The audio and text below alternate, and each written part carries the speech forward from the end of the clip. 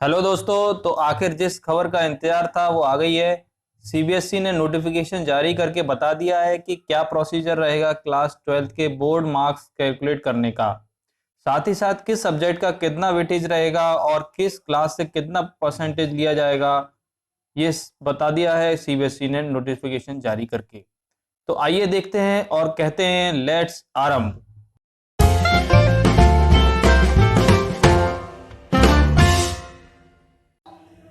दोस्तों ये है सीबीएसई का बहुत बड़ा नोटिफिकेशन जो कि 17 पेजेस का है। इसमें स्टूडेंट्स, स्कूल और बोर्ड के लिए गाइडलाइंस दी हैं। हमें अभी स्टूडेंट से रिलेटेड इंफॉर्मेशन चाहिए तो इस वीडियो में उतना ही समझेंगे। अगर आपको स्कूल से रिलेटेड इंफॉर्मेशन भी चाहिए, जैसे स्कूल कमेटी कैसे बनेगी या कौन कौन से टीचर होंगे कमेटी में, तो कमेंट में बताइए। तो इस नोटिफिकेशन पे जब हम नज़र डालते हैं तो सबसे पहले इसमें लिखा है बैकग्राउंड। इस बैकग्राउंड में उन्होंने बताया है कि क्लास 12th के जो मार्क्स जो कैंसिल हुए हैं उसका क्या बैकग्राउंड रहा है। उसमें रीज़न दिया है कि कोविड-19 की वजह से जो पेंडेमिक हुआ है उसकी वजह से बोर्ड एग्ज़ाम कैंसिल हुए हैं। कंडीशन ऐसी नहीं थी कि एग्ज़ाम कराए जा सकें। स्टूडेंट्स की हेल्थ और सेफ्टी का और उनके फ्यूचर का ध्यान रखते हुए ये बोर्ड कैंसिल कराए गए हैं। साथ ही साथ उन्होंने नेक्स्ट टॉपिक में बताया है कि सीबीएसई के सामने क्या चैलेंज था और उनकी पॉलिसी के ऑब्जेक्टिव क्या हैं। क्योंकि सीबीएसई ने बोर्ड एग्जाम को कैंसिल करने में काफ़ी टाइम ले लिया। इसका सबसे बड़ा रीज़न यही समझा जा रहा था कि सीबीएसई फाइनल नहीं कर पा रही थी कि बोर्ड एग्जाम कैंसिल करने पर बोर्ड के मार्क्स कैसे फाइनल किए जाएंगे और वो मार्क्स जो मिलेंगे उससे क्या बच्चों में सभी जो उनका परफॉर्मेंस है उसके बेसिस पे मिल पाएंगे या नहीं। इसमें किसी बच्चे के साथ भेदभाव तो नहीं हो जाएगा। तो उसको मद्देनजर रखते हुए उन्होंने एक गाइडलाइंस जारी किया है जिसको उन्होंने इस नोटिफिकेशन के जरिए बताया है। इसमें उन्होंने अगला पॉइंट दिया है कि मोड ऑफ असेसमेंट क्या रहेगा, यानी असेसमेंट कैसे होगा। तो उन्होंने 3 स्टेजेस का असेसमेंट बताया है, जिसमें कि क्लास 12th का, क्लास 11th का और क्लास 10th का।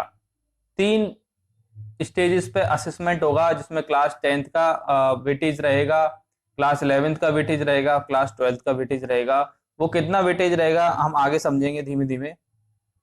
इसमें इसीलिए उन्होंने फाइनली कंक्लूजन करके बताया है कि असेसमेंट रहेगा वो इस बेसिस पे रहेगा। ये हमारा कंक्लूजन है, मेन यहीं पर है कि क्लास 12th में जो परफॉर्मेंस होगी वो यूनिट टेस्ट और मिड टर्म और फाइनल टर्म, या हम कह सकते हैं प्री बोर्ड के बेसिस पर होगी। क्लास 11th में ये ईयरली परफॉर्मेंस के बेसिस पे होगी और क्लास 10th में ये बेस्ट 3 सब्जेक्ट्स के बेसिस पर होगी। ठीक है, तो ये इनका कंक्लूजन है जिसमें हम लोग इसको समझ सकते हैं। आगे हम देखेंगे कि किस क्लास से कितना वेटेज लिया है और किस सब्जेक्ट का कैसे कैसे वेटेज चलेगा।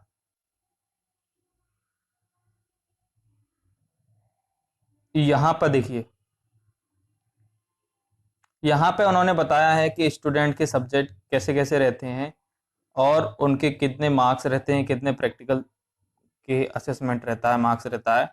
यहाँ पे आप देख सकते हैं कि अगर कोई थ्योरी में 80 मार्क्स का है तो उसका प्रैक्टिकल 20 मार्क्स का होता है।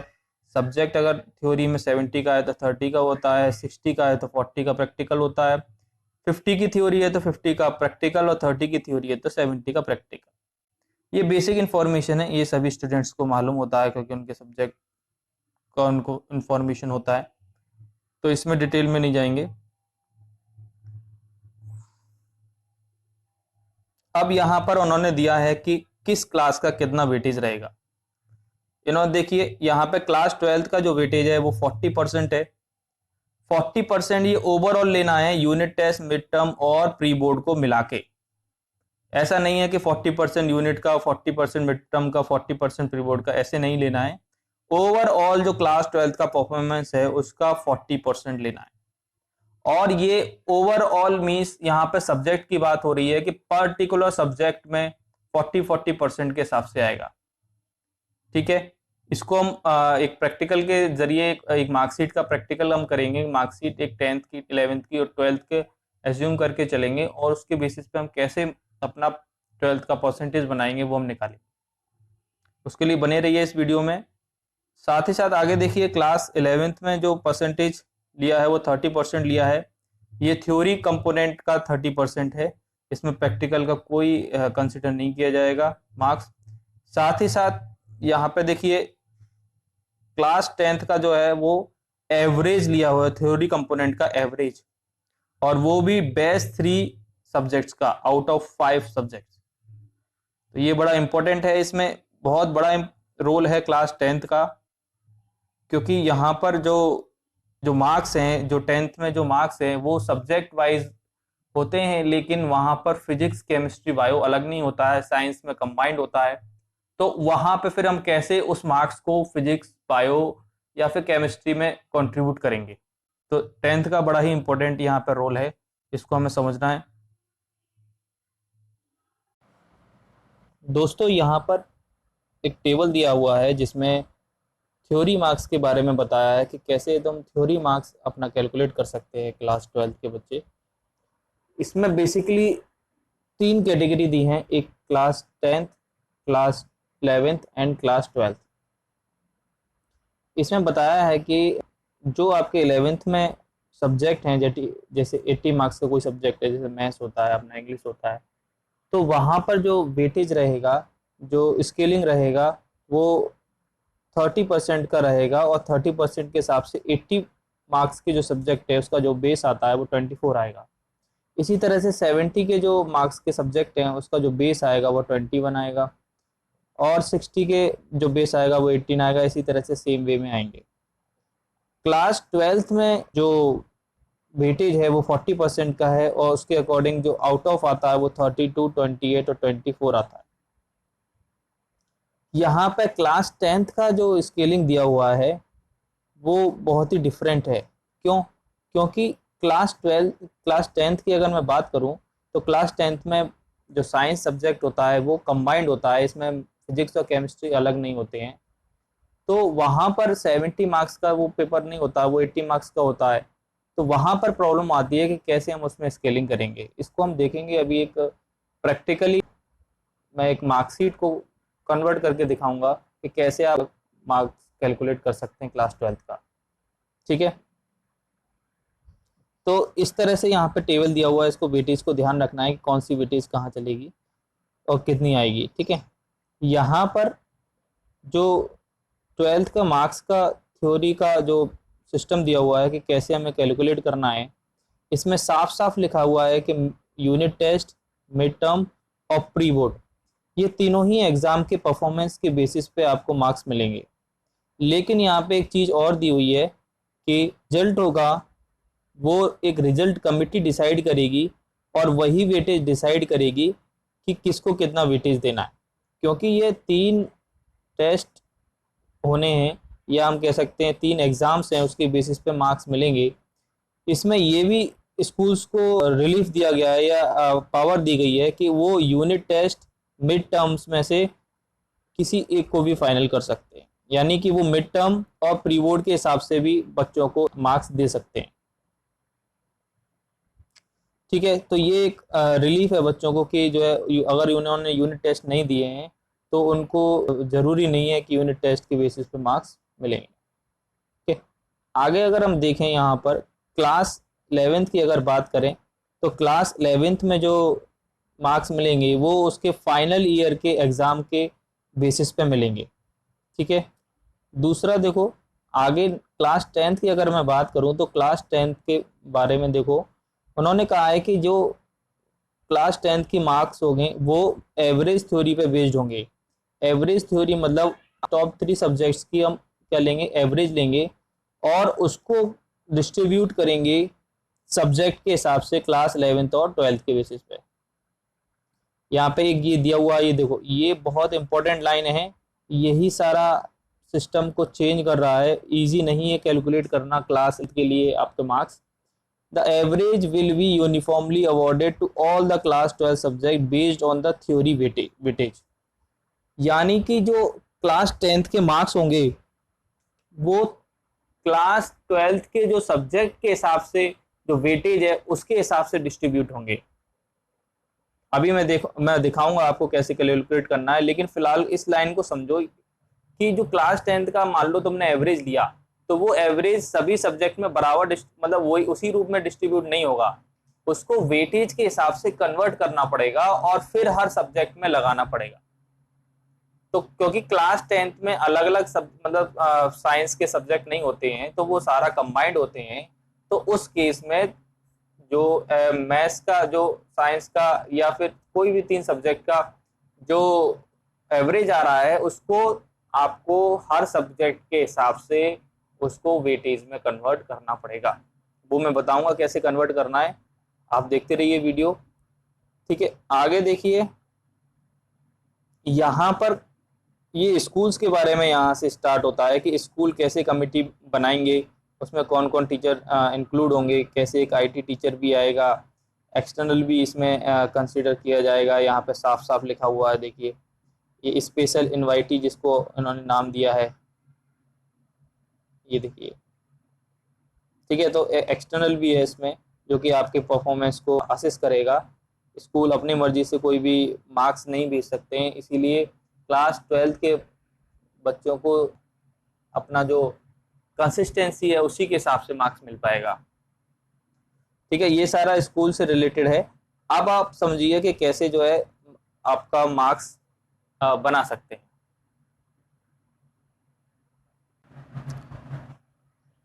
यहाँ पे मैंने कुछ एग्जाम्पल के फॉर्म में मार्कशीट ली हुई है, जिस पे आप समझ सकते हैं कि मान लीजिए किसी के क्लास 10th में जो मार्क्स आते हैं वो इसके अकॉर्डिंग आते हैं कि किसी उसके पास मैथ्स भी है, साइंस भी है, और इंग्लिश है, हिंदी है, एसएसटी है, कंप्यूटर है। उसके थ्योरी में इस तरह के मार्क्स आते हैं एंड प्रैक्टिकल में ये मार्क्स हैं। टोटल मार्क्स जो है वो यहाँ पर दिए हुए हैं हमें। तो आप देख सकते हो कि इसके इस स्टूडेंट के जो टॉप 3 सब्जेक्ट हैं वो ये हैं 70, 72 एंड 65। ठीक है, तो इसको कैलकुलेट कैसे करेंगे? सबसे पहले हम क्या करेंगे, इसका एवरेज लेंगे। इन तीनों सब्जेक्ट का क्या लेना है, हमें एवरेज लेना है। एवरेज अगर यहाँ पर लेंगे हम, तो एवरेज जो हमारा ये 69 आ रहा है। ठीक है, तो 69 आने के बाद हमें क्या करना है कि इस 69 को यहाँ से जरा गौर से समझिए, यहाँ से बड़ा इंपॉर्टेंट है। ये हमारा जो एवरेज है ये केवल 69 जो आया है, ये ऐसे ही कि ऐसे नहीं उठाना है, ना ही इसका 30% 40% लेना है। इसका हर सब्जेक्ट के वेटेज के हिसाब से इसको डिस्ट्रीब्यूट करना है, यानी इसको कन्वर्ट करना है। तो देखिए, जैसे कि मान लीजिए मुझे क्लास 12th में कोई एक सब्जेक्ट है, जैसे मैथ्स है जो कि 80 मार्क्स का होता है, तो उसके लिए इसको कैसे कन्वर्ट करना है, ये ध्यान देना कि ये जो 69 एवरेज आया है आपका, 69 जो एवरेज है वो आपका आउट ऑफ 80 के हिसाब से है, क्योंकि 10th में जो सब्जेक्ट होते हैं वो 80 के बेसिस पे होते हैं, तो 69 का जो बेस है वो 80 है। तो 80 के लिए हमें ज़्यादा कुछ चेंज करने की ज़रूरत नहीं है। इसका देखिए ज़रा कि अगर क्लास 12th में जो 80 मार्क्स का सब्जेक्ट है उसके लिए जो वेटेज दिया हुआ है वो हमें 30 का दिया हुआ है, 30% का दिया हुआ है, तो उसका अगर हम 30% निकालेंगे तो वो 24 आता है।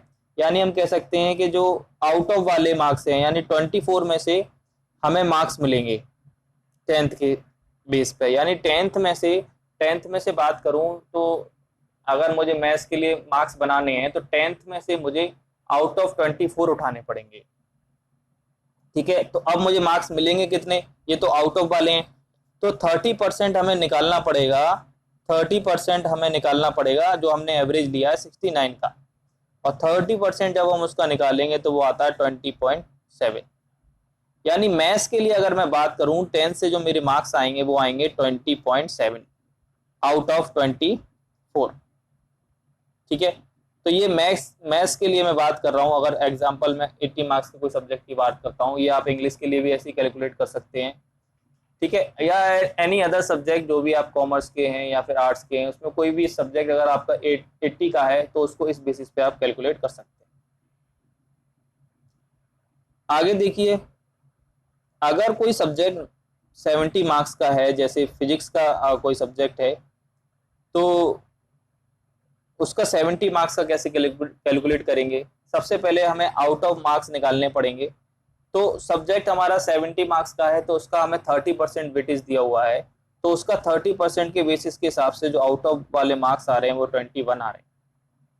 बड़ा ही इंपॉर्टेंट लाइन आगे आ रही है कि हमें अब कैसे निकालेंगे कि हमें 70 में से कितने मार्क्स मिलेंगे, क्योंकि जो 69 हमारा एवरेज आया था वो आउट ऑफ 80 आया था, तो उसको 69 को हमें आउट ऑफ 70 लेके आना है कि 70 में से अगर ये मार्क्स मिलते तो कितने मिलते। ये हमारी बड़ी इंपॉर्टेंट लाइन है कि अगर मुझे 69 को 70 के आउट ऑफ निकालना है तो मैं इस तरह से निकाल सकता हूँ कि 69/80 इंटू 70, और वो जो मेरे मार्क्स आते हैं वो आते हैं 60.375।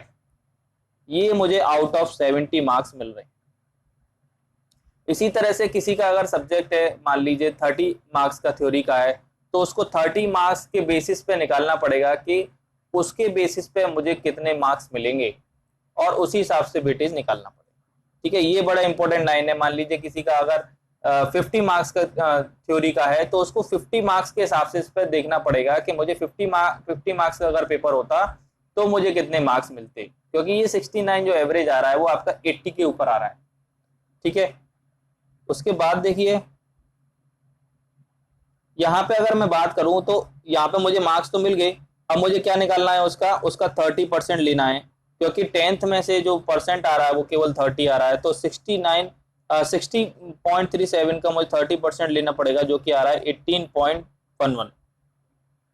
यानी मेरा जो टोटल मार्क्स मुझे 70 मार्क्स के सब्जेक्ट के लिए कोई मार्क्स अगर 10th से मिलेंगे तो वो इस हिसाब से मिलेंगे। आउट ऑफ 21 जो भी मार्क्स मिलेंगे आउट ऑफ मिलेंगे 21, और जो भी ऑब्टेन्ड मार्क्स होंगे वो ऊपर होंगे। ठीक है, आगे समझते हैं। देखिए ये हमारा, मैंने ये जो बताया था ये मैंने 10th के बेसिस पे बताया था कि 10th में से कितने किस किस सब्जेक्ट के लिए कितने मार्क्स उठेंगे, क्योंकि 10th में से जो परसेंटेज निकालना है वो इम्पोर्टेंट है, क्योंकि वहां पे सब्जेक्ट अलग अलग नहीं है। अब 11th में देखिए, 11th में इजी है। 11th में कैसे है कि मान लीजिए मैथ्स में हमारा 70 आता है आउट ऑफ 80, फिजिक्स में 65 आता है, ये आप नंबर देख सकते हैं इसके बेसिस पे। यहाँ पर इजी रहेगा, ये ध्यान रखने वाली बात है कि 11th के जो मार्क्स आपके लिए जाएंगे वो फाइनल ईयर एग्जाम का, जो आपका 11th में फाइनल ईयर एग्जाम होगा उसके लिए जाएंगे। ठीक है, अब देखिए मान लीजिए मैथ्स में किसी के 11th में फाइनल ईयर में ये आपके मार्क्स आए 70, तो आउट ऑफ कितना होने वाला है, आउट ऑफ तो 80 होने वाला है, क्योंकि टोटल मार्क्स हमारे कितने ये जो थ्योरी के आउट ऑफ बेसिस में मिलते हैं 80 पे मिलते हैं, तो उसका 30% निकालेंगे तो 24 हो गया, यानी बेस हमारा 24 हो गया। अब उसी में से जो ऑब्टेन्ड मार्क्स हैं उसका 30% निकालना है हमें, तो 30% ऑफ 70, और उसका 30% हो गया हमारा 21। 21 होने के बाद देखिए आप कि जो मेरा मैथ्स के लिए जो मार्क्स आ गया वो आ गया मेरा 21/24। ठीक है, तो 11th में से जो मैथ्स के मार्क्स उठेंगे वो 21 उठेंगे। अभी देखिए आगे कि अगर मुझे फिजिक्स के लिए निकालने हो तो फिजिक्स में मेरे जो मार्क्स होंगे वो आउट ऑफ 70 होंगे, और उस बेसिस पे जो मेरा बेस बनेगा 30% के बेसिस पे, क्योंकि 11th का 30% आना है, तो उसका बेसिस पे जो मेरा बेस बनेगा वो 21 का बनेगा। यहाँ पर अगर मुझे 70 में से तो 65 मार्क्स ऑब्टेन्ड हुए तो उसका 30% अगर मैं निकालूंगा तो 19.50 आएगा, और उस बेसिस पे जो मुझे टोटल मार्क्स इस तरह से मिलेंगे कि आउट ऑफ 21 मुझे 19.50 मार्क्स मिल गए हैं, ये मुझे वो फिजिक्स के लिए मुझे मार्क्स मिल गए हैं। ठीक है, आगे देखिए कि अगर 12th में कैसे कैलकुलेट करना है, कि जो करेंट ईयर में जो बच्चे 12th में हैं वो अपने 12th के मार्क्स कैसे कैलकुलेट करेंगे। तो यहाँ पर मैंने बताया कि जो 12th के जो मार्क्स कैलकुलेट होने हैं वो एक तो प्री बोर्ड पर होने हैं, एक मिड टर्म पर होने हैं, और साथ ही साथ यूनिट टेस्ट पर होने हैं। ये 3 बेसिस हैं जिस पे ये मार्क्स आपको मिलेंगे। यूनिट टेस्ट हैं वो ज़्यादातर बच्चों ने नहीं दिए, खासकर मिड टर्म और प्री बोर्ड दिए हैं, क्योंकि यूनिट टर्म्स के टाइम पर कोविड-19 का केसेस चल रहे थे जिसकी वजह से स्कूल्स क्लोज थे। तो ये पावर भी स्कूल्स के मैनेजमेंट को, कमेटी को दी हुई है कि आप मिड टर्म और प्री बोर्ड के बेसिस पे भी मार्क्स डिस्ट्रीब्यूट कर सकते हैं। ठीक है, तो ये स्कूल पे डिपेंड करता है कि वो किस तरह से 12th के मार्क्स दिलवाते हैं। ठीक है, अभी यहाँ पर क्या करते हैं हम कि कंसीडर करके चलते हैं कि स्कूल ने केवल और केवल प्री बोर्ड के बेसिस पे जो है मार्क्स बच्चों को दिलाएं। तो उसमें देखें कि अगर मान लीजिए किसी बच्चे के इस तरह से मार्क्स आते हैं कि मैथ्स में उसके 80 में से 72 आए, फिजिक्स में 64 आए, केमिस्ट्री में 61 आए, इंग्लिश में 65 आए, या फिजिकल एजुकेशन में 26 आए, तो उसको कैसे कैलकुलेट करेंगे 12th के लिए।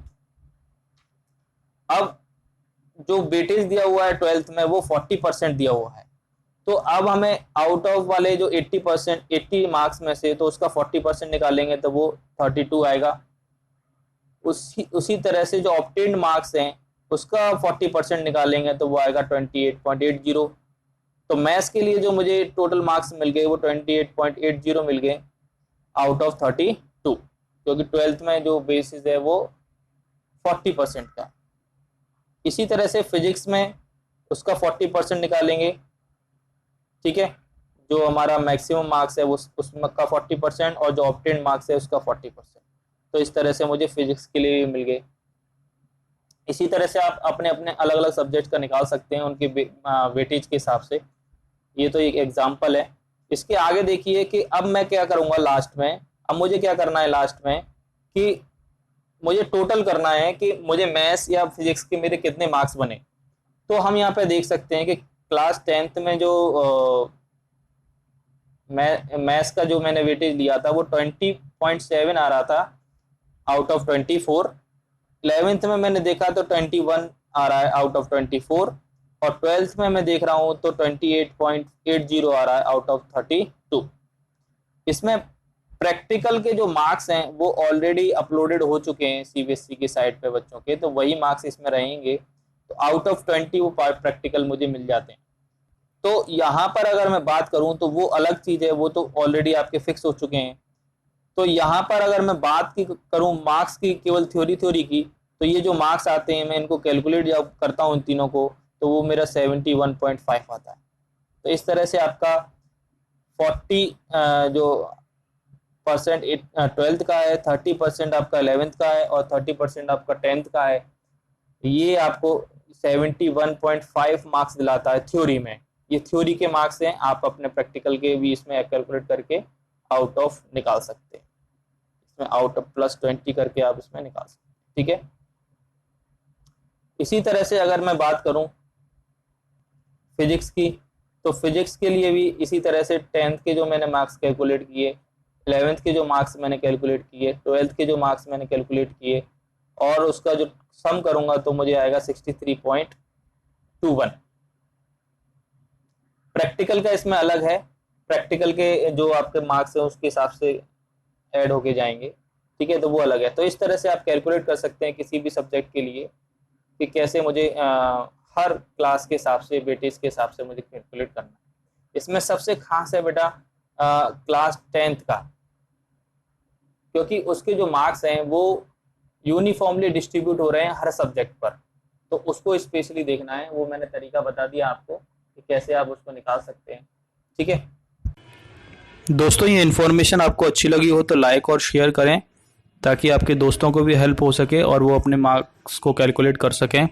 साथ ही साथ चैनल को सब्सक्राइब करें इसी तरह की इन्फॉर्मेटिव वीडियोस देखने के लिए और अपडेट रहने के लिए। Thank you.